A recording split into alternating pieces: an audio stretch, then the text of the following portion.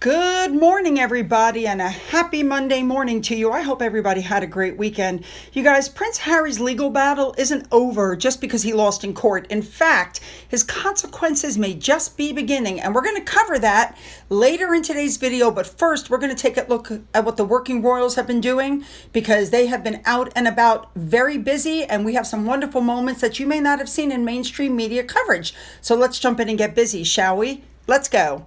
We're going to start off with the Duke and Duchess of Edinburgh, Edward and Sophie. They were watching the morning boxing session during the 2026 Commonwealth Games. Let me tell you, Edward was so expressive with his face, it was just insane. This took place on Friday evening. Now, I'm not even sure who won, but I can just tell you that, oh my God, I just can't get past Edward's face. They just continued to attend all the different competitions. I believe it was the same day that they watched the bowls competition. I just love to watch these two.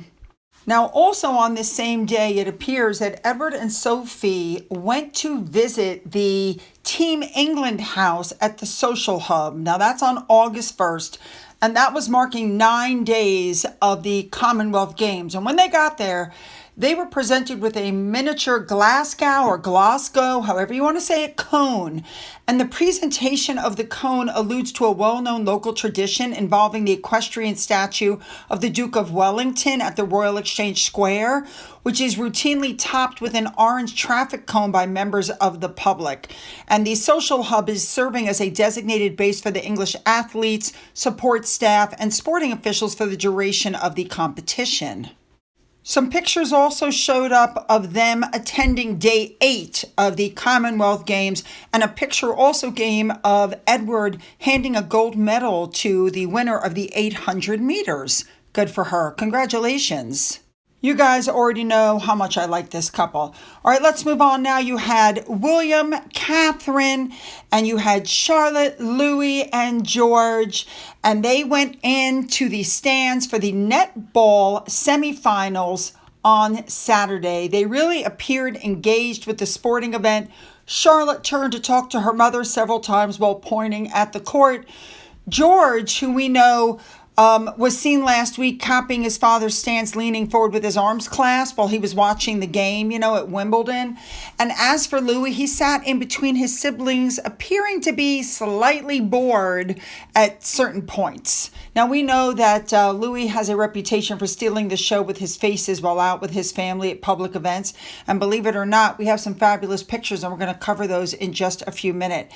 But we also know that this is very rare because the family of 5 very rarely steps out together, right? You had George and Charlotte at Wimbledon without Louis, and then all of a sudden here's Louis. I think maybe they feel like he's old enough now to sit in the stands and, watch this sort of event. A lot of people are talking about the fact that Louis doesn't go to a lot of public events, and they speculate about medical conditions he might have, and, he's hyperactive and he's this, he's that. Guys, maybe he doesn't go to Wimbledon with his family because he's bored by tennis and he has no interest in watching. So why would you drag a child there to watch something that they really don't want to watch? You get what I'm saying? But this might be something that Louis is interested in. Therefore, he came along. He has only ever attended one public engagement before May of 2023. As part of the King's coronation celebrations, he joined his family at a big help out volunteering initiative. Now, of course, he's been at things like Christmas and Easter church services and Trooping the Color, stuff like that. But no, this, by the way, is the first time that children have publicly been seen in Scotland, but this is only his second official royal public engagement. So we knew that Boss Baby was not going to disappoint, and he didn't. Now, when that event was over, the Wales family met up with Sophie and Edward. Never take family for granted, guys. And they all sat because next event they were going to be watching was cycling. Looks like they were handing out snacks among, the kids to keep everybody going while they were watching this particular event. They met the mascot at some point. I don't know if that was in between events or on their way from one to another. And then the entire family went to meet with the competitors, just like Sophie and Edward did. I just love this. Is such good training. Look how grown up George looks. I'm going to play some music. You guys sit back and just watch and enjoy Louis. And after Louis, you've got the fashion parade. Here we go.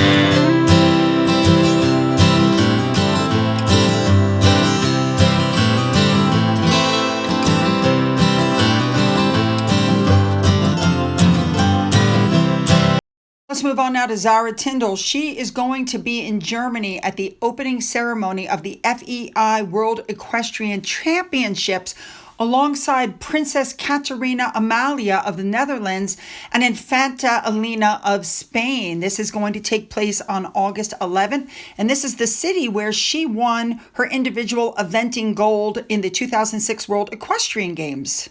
Now let's talk about King Charles. Now, he was spotted with letter writing materials in the back of his car as he arrived for his Sunday morning service at St. Mary the Virgin Church on the Sandringham estate. Apparently, he seizes every moment to keep on top of his vast personal correspondence. He writes as many as 2,400 letters each year, an average of 7 a day. And they're saying that his dedication to correspondence is nothing new. Even in Spare, Harry wrote that he and William would regularly find their father at the desk amid mountains of bulging post bags during their childhood. And more than once, they found him face on the desk, fast asleep, from writing. Now, sticking with King Charles, he visited the Halkirk Heritage and Vintage Motor Centre in Scotland, where local organizers noted his presence gave everybody a real lift. Now, he visited to view a beautifully restored 1951 Land Rover that originally belonged to his family. It was ordered by King George VI, but following his passing, it was utilized by Queen Elizabeth. Organizers from the area said that the King's personal connection to the vehicle was really something, but despite that, he took plenty of time to chat with volunteers and attendees. And upon his arrival and departure, he spent time greeting the crowds gathered outside the venue who cheered and waved as he left. Now, when he finished there, the king went and officially opened the Stannergill Distillery at the historic Castletown Mill. By the way, both of these took place on July 29th. The king filled a cream sherry cask during his tour, which is set to age and later be donated to the Castle of May Trust. And upon filling the cask, knowing Scotch takes 3 years to mature, the king made a light-hearted remark, "I do hope I'll still be alive to have a dram from that." And the place is owned by a local couple, and they led a monumental restoration project. The mill is a landmark heritage building. It's on the coastline, and it underwent a complete praised transformation. I think that's fabulous. All right, let's move on. Moving on, we have the Duke of Kent. He is president of the RNLI, the National Lifeboat Institute. He welcomed their lifeguards to Kensington Palace to mark 25 years of work as lifeguards. Next up, Catherine, the Princess of Wales. I don't know who Kate Middleton is. Her uncle, Gary Goldsmith, is really praising her, saying he was thrilled that she scaled 3 of the UK's highest peaks in 24 hours as part of her cancer recovery journey. He said he was awestruck at how Catherine has dealt with the diagnosis and treatment. He says, "It takes me back to her childhood when they would go to the lakes. You put on your walking boots and off you go." And so for Catherine, it felt like a return to nature, a return to her childhood. It was at this point we found out that he was close to death in April of 2025. He gave up alcohol, he started using Mounjaro, he lost 85 pounds, and he ended up with a complication and he needed emergency surgery. So I'm glad he's doing better. Good for him. And I'm glad he gave up alcohol. That's quite something. All right, let's continue. Next up, we have Prince Albert of Monaco. He sent a message of support also to the victims of the wildfires that are raging in Europe. And in his statement, he wrote that he and his wife, Princess Charlene, were sending support and solidarity, just like Prince William did. And he's also putting out a call to environmental action in his statement, saying that protecting the environment is an emergency that must bring us all together. Let's talk really quickly about Andrew. He is living on Marsh Farm. His daily routine revolves around walking his dogs, watching television, occasional horseback riding. And don't forget that the king is paying for everything for him. It does not look like he's going to get an invitation to Balmoral, although I'm sure he could be secreted there without anybody knowing it. But I don't think they're going to do that. Let's talk about Sarah now really quickly. We know that the tabloids are saying that she is going to receive a portion of her late motorsports executive's $800 million fortune, that it's going to be like a yearly stipend. And they're saying don't, think that she's gone yet. We do know that she asked for a payout or some financial allowance from Prince Andrew. That's been denied, and sources indicate Buckingham Palace will not be providing her anything. In the meantime, she's still living between Austria and Switzerland, and we'll have to see where she lands. Let's continue. Let's talk really quickly about Charles Spencer. It's being said that he signaled his support for Meghan Markle after she put up that disgusting picture. The summer holiday photo carousel that showed the kids traipsing towards Diana's grave.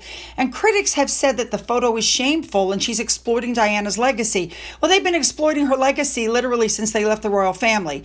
But it would appear that Earl Spencer has no issue with the social media posts and believes the added attention ultimately benefits the family estate. So of course it all boils down to money.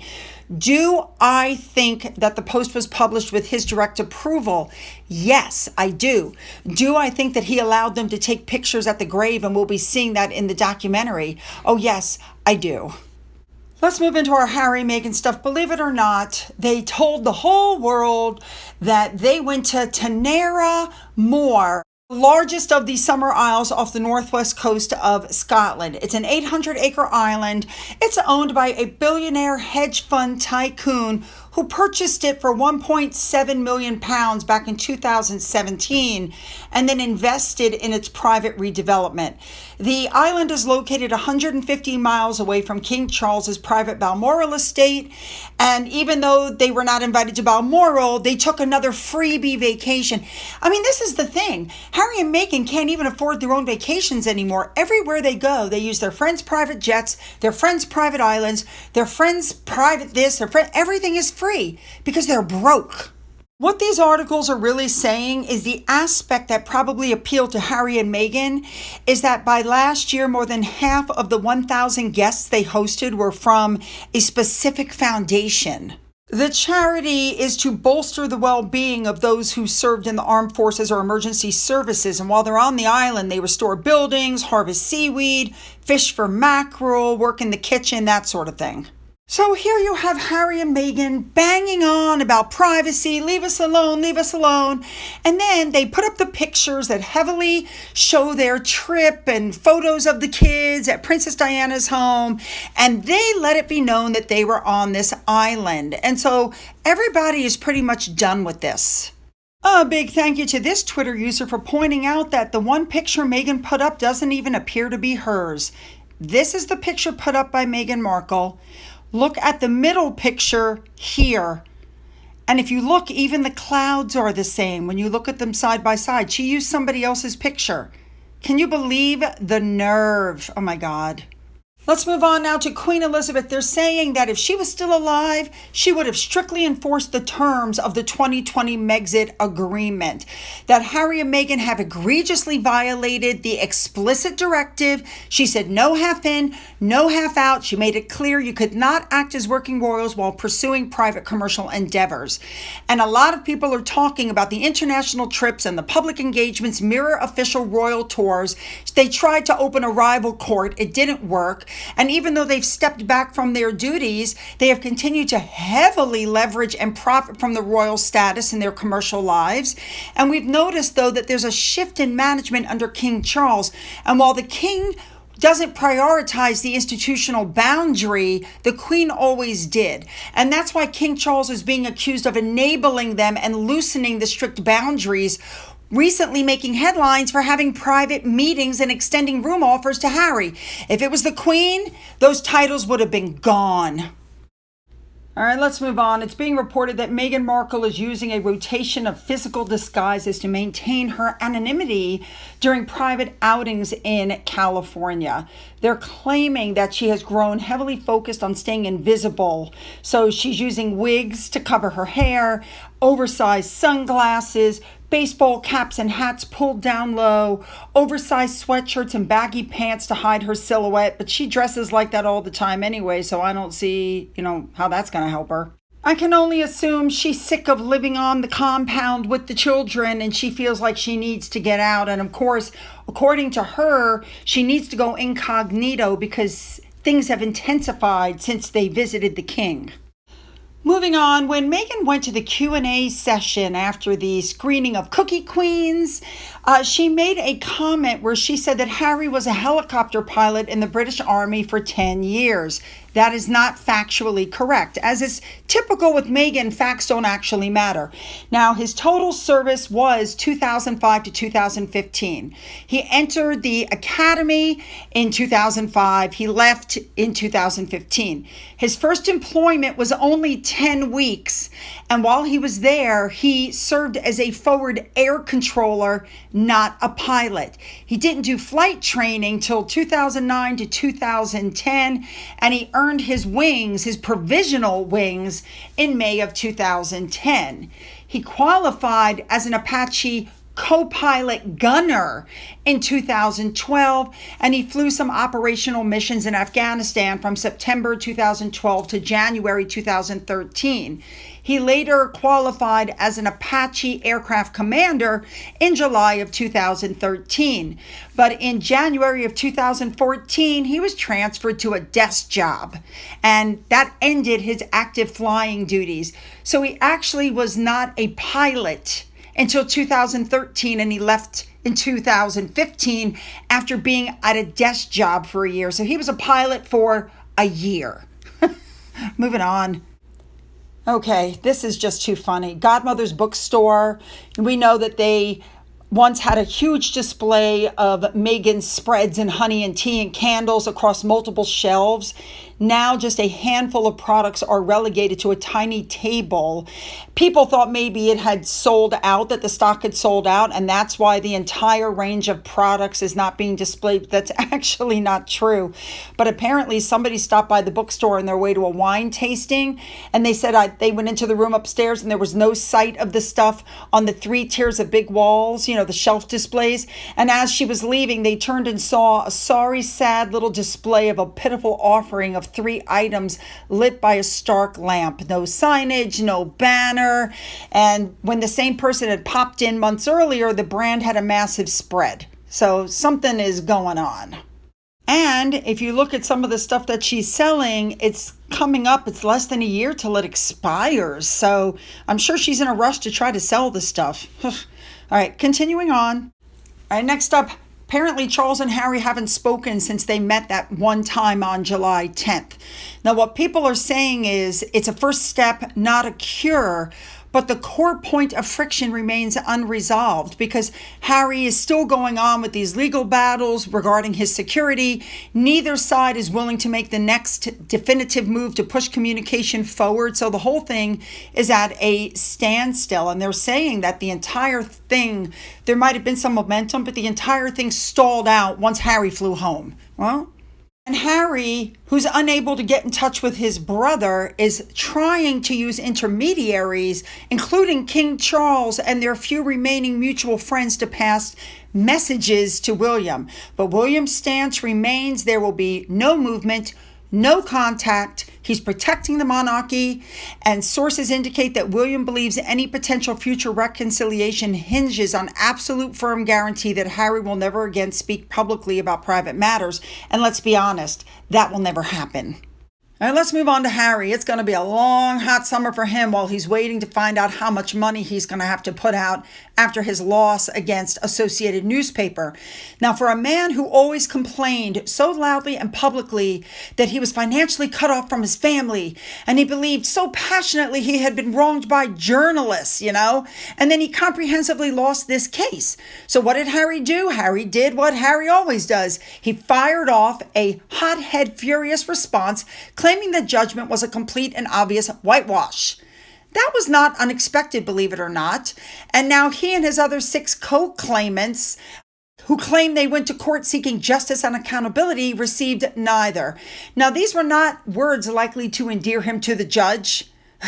And now Harry may have to pay for it. He's always been a hothead. He's always refused to adopt the Windsor stiff upper lip when things went wrong. And initially, I think it was refreshing. A lot of people thought it was refreshing. When life didn't go his way, we certainly hear all about it. The Oprah Winfrey Show, the Netflix series, The Spare. We know precisely what he feels about his royal existence, his family, and the palace courtiers, who he named Wasp, Fly, and Bee.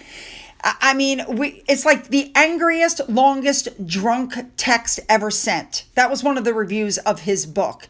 We all thought he should seek therapy for his anger. He did, but it seems he just can't help himself.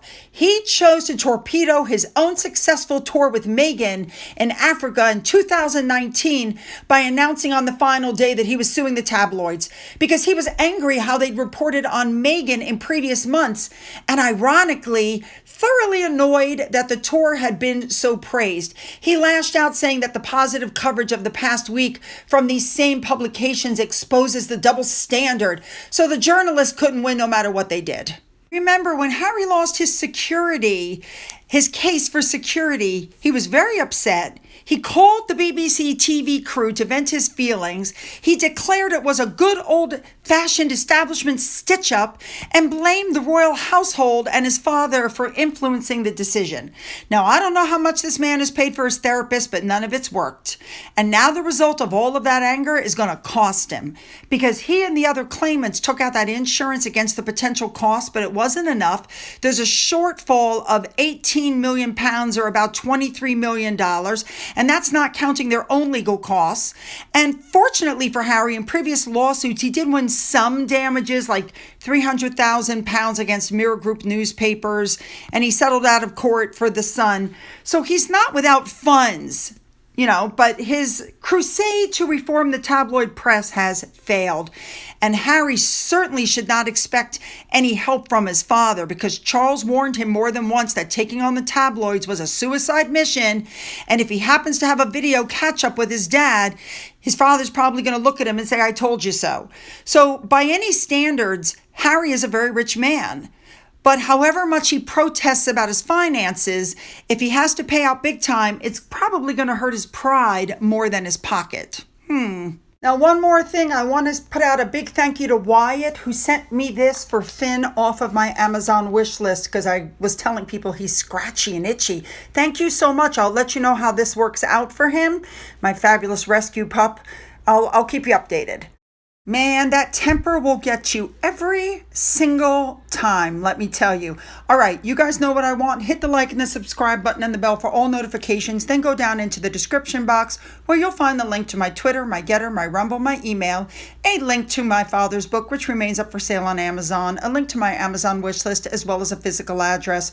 For those of you who have donated to my coffee fund, thank you so much. And as always, you guys, have a great day.